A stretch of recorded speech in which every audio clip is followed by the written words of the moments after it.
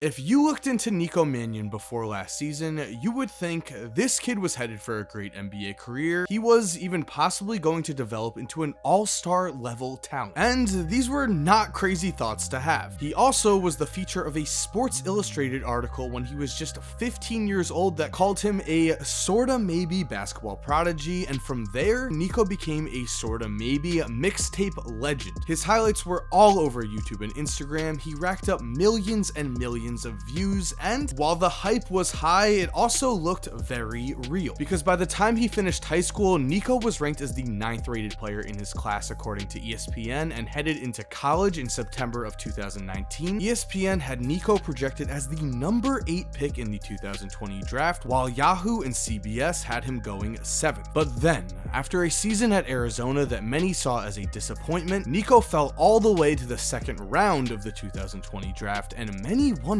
what exactly happened here. Why did a top 10 high school prospect and a top 10 projected NBA pick before the season suddenly fall off of everyone's radar? Well guys, that's what we're going to look at in today's video, and we're also going to figure out if Nico Mannion can rebound and become a true steal of this year's NBA draft. So what's up guys, Mike here, and the reason we are talking about Nico Mannion today is that we have talked about him before. I do really like checking up on guys we have talked about, especially young prospects, and I've got to say, due to some recent articles that have come out and some recent video of Nico's play, my interest has been piqued, because a lot of big time people have said a lot of great things about Nico's game recently, and when we look at this footage here, we can see that in a recent run against professional basketball players, Nico dominated. Yes, in this video posted by Ball is Life, Nico certainly turned some heads, and the first thing that stands out to me is that Nico definitely added some muscle to his frame. Now, we'll get into Nico's personal statements on his improvements in a bit, but just know that he has said that he's added about 12 to 15 pounds in the offseason, and I don't think that's an exaggeration at all, which is really great for him because this added weight seems like it could be huge. Playing for Arizona, Nico often struggled to finish around the rim consistently, but as we see in this video, he is doing just that. He is straight up bodying people at times, and that, combined with his incredible court vision and his shooting ability, already makes him a much improved NBA prospect in my eyes. This video did pop up for me on YouTube, and it was what got me interested in Nico. What kept me interested though is what I found out after I researched him, because after I did some digging with the background knowledge I already had about Nico in mind, I have come to this conclusion. And guys, before we continue, I'm excited to thank Geology for sponsoring today's video. Now, if you didn't know, Geology is a personalized skincare brand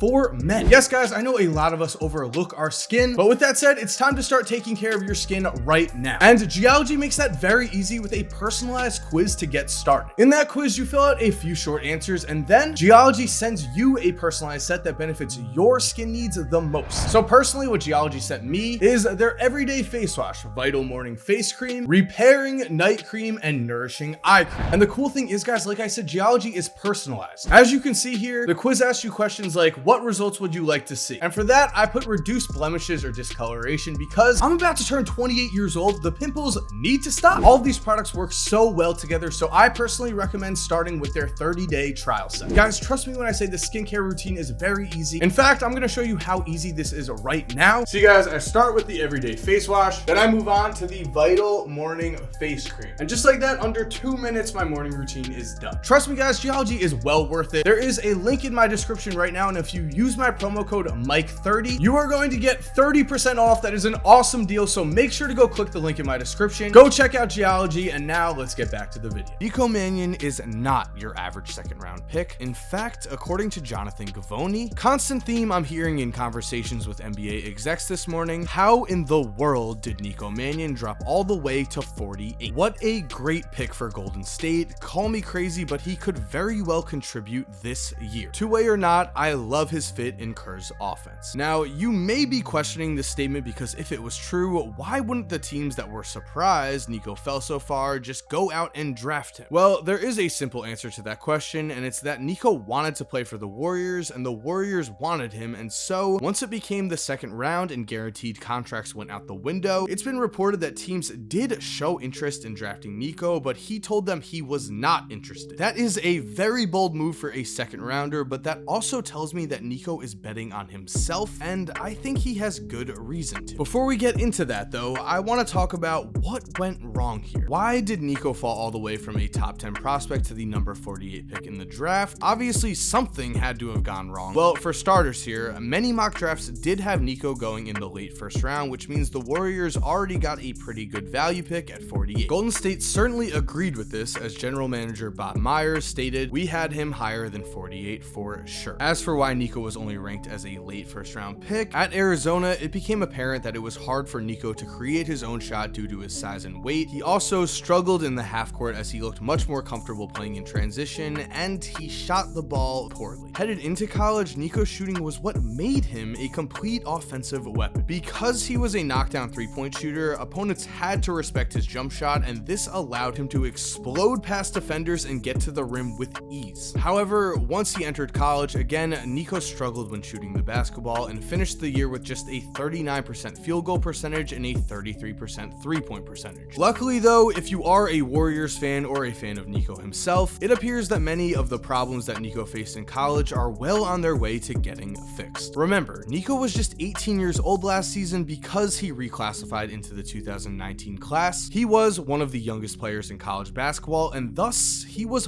far from a finished prospect. It is no surprise that an 18-year-old would be too skinny, and as we've seen, Nico has already began to add muscle to his frame, which will allow him to create his shot much more easily. He also just so happens to be playing in the perfect system in Golden State, which will allow him to run in transition as much as possible, something that definitely plays to his strengths. And as for his shooting, a lot of times college players just simply have small sample sizes when it comes to things like three-point shooting, as someone like Nico only plays in 32 games in a season. It is very common when evaluating a prospect to look at their free throw shooting as a future indicator of their NBA shooting potential, and Nico's free throw shooting was solid as he shot around 80%. This to me is certainly promising, especially when you combine the fact that he was a knockdown shooter in high school, and recently Nico himself addressed his shooting as well. He said, quote, "I don't think I shot the ball as well as I should have or could have at Arizona. And right now, I'm shooting the ball better than I ever have." He would continue on with, "I think a big thing also is the system that Golden State plays. I think I'll be able to fit right in with that. The team that drafts a player is always incredibly important. It can make or break a player's first few seasons, which is why it is awesome that the Warriors are the perfect situation for Nico. He is going to be able to run in transition. He is going to be able to learn from Steph Curry, a man who was once his idol when Nico attended his camp, and now is going to be the perfect veteran leader for Nico to learn from." And guys, I do want to stress this. Remember, at the end of the day, all of his life, Nico Mannion was seen as a top player in his class. He was supposed to be a top 10 pick headed into last season, and yes, he struggled, and yes, not everyone always pans out, but that does not mean that the talent is not